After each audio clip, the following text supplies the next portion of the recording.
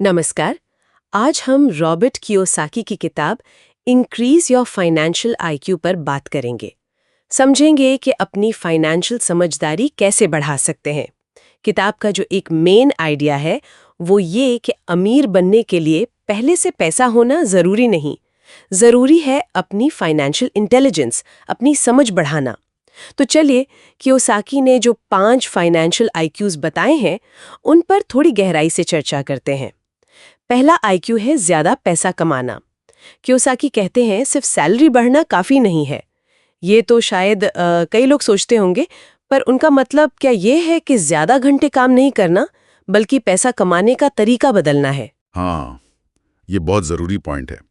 Kiyosaki का जोर इसी बात पर है कि सिर्फ नौकरी की तनख्वाह मतलब एक्टिव इनकम, उस पर डिपेंडेंसी कम करनी है। असल में ये एक माइंडसेट शिफ्ट है। अपना टाइम बेचकर पैसा कमाने की सोच से हटकर ऐसे सिस्टम्स या एसेट्स बनाना जो आपके लिए पैसा कमाएं। जैसे मान लीजिए कोई साइड बिजनेस हो गया, कहीं इन्वेस्ट किया, या फिर पैसिव इनकम के सोर्सेज जैसे रॉयल्टी हो सकती है, या आजकल काफ़ी चलता है नेटवर्क मार्केटिंग। कियोसाकी का मेन पॉइंट यही है कि एक्टिव इनकम पर कम निर्भर होकर आप असल में टाइम की गुलामी से थोड़ा फ्री होते हैं। ये अमीर बनने की तरफ एक बड़ा मेंटल शिफ्ट है। ये दिलचस्प है कि सिर्फ कितना कमाते हैं वो नहीं, बल्कि कैसे कमाते हैं वो ज्यादा जरूरी है। ठीक है, ज्यादा कमाना समझ आया, पर मैंने देखा है कई लोग कमाते तो बहुत हैं, लेकिन पैसा रुकता नहीं। यही शायद दूसरा आईक्यू काम आता है, पैसे की सुरक्षा।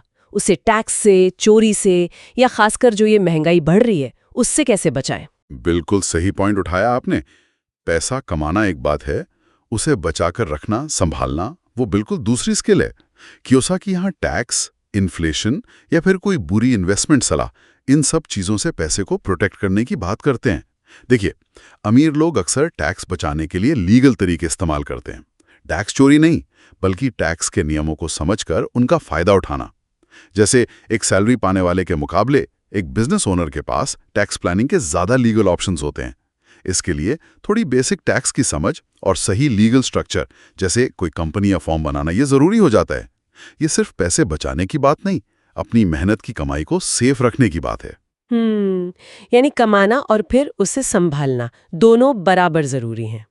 अच्छा, अब आते हैं तीसरे आईक्यू पर, पैसे का बजट बनाना। आमतौर पर तो बजट मतलब खर्च कम करना होता है ना, लेकिन कियोसाकी का नजरिया यहाँ भी थोड़ा अलग सा लगता है। हाँ, उनका तरीका थोड़ा अलग है ट्रेडिशनल बजटिंग से। ज्यादातर लोग क्या करते हैं, कमाते हैं, फिर खर्च करते हैं, और अगर कुछ बचा तो उसे सेव या इन्वेस्ट करने का सोचते हैं। कियोसाकी कहते हैं कि अमीर लोग ठीक इसका उल्टा करते हैं।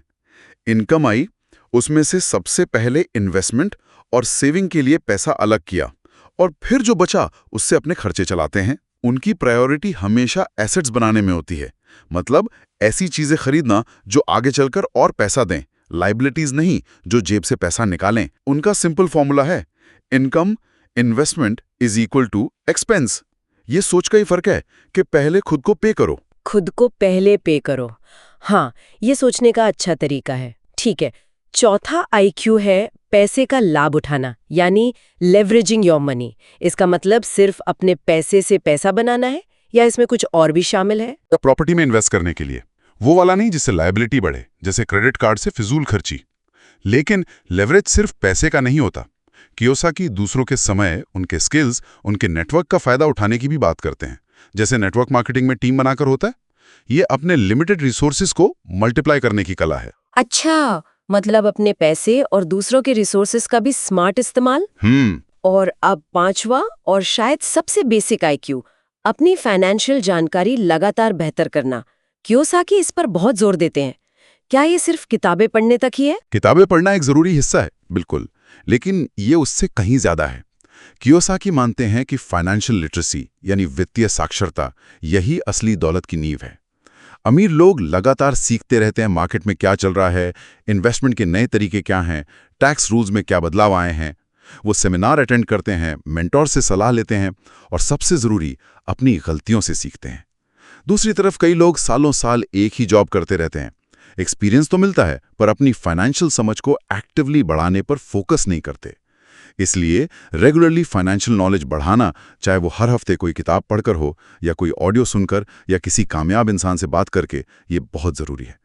सीखना बंद तो समझ लीजिए फाइनेंशियल ग्रोथ भी रुक सी जाती है। तो संक्षेप में कहें तो ये पांचों फाइनेंशियल आईक्यूज, मतलब सही तरीके से ज़्यादा कमाना, पैसे को सुरक्षित रखना, स्मार्ट बजटिंग करना जिसमें पहले निवेश हो, पैसे और रिसोर्सेज का लेवरेज लेना और लगातार सीखते रहना, ये सब मिलकर ही किसी को फाइनेंशियली स्ट्रांग बनाते हैं। ये कोई एक दो दिन का काम नहीं, बल्कि लगातार चलने वाला प्रोसेस है। बिल्कुल सही कहा। और इस चर्चा के आखिर में एक सवाल सोचा जा सकता है। अक्सर लोग किसी खास प्रोडक्ट या सर्विस पे फोकस करते हैं, लेकिन क्या हो अगर हम पहले इस फाइनेंशियल माइंडसेट को अपनाने और इसे डेवलप करने पर ध्यान दें? सोचिए, अगर ये नॉलेज दूसरों के साथ भी शेयर की जाए तो क्या ये लंबे समय में सिर्फ एक इंसान के लिए नहीं, बल्कि शायद समाज के लिए भी एक बड़ा बदलाव ला सकता है। आज ही अपने फाइनेंशियल ज्ञान को थोड़ा बेहतर बनाने के लिए पहला छोटा लेकिन पक्का कदम क्या उठाया जा सकता है? शायद इसी पर सोचना एक अच्छी शुरुआत हो।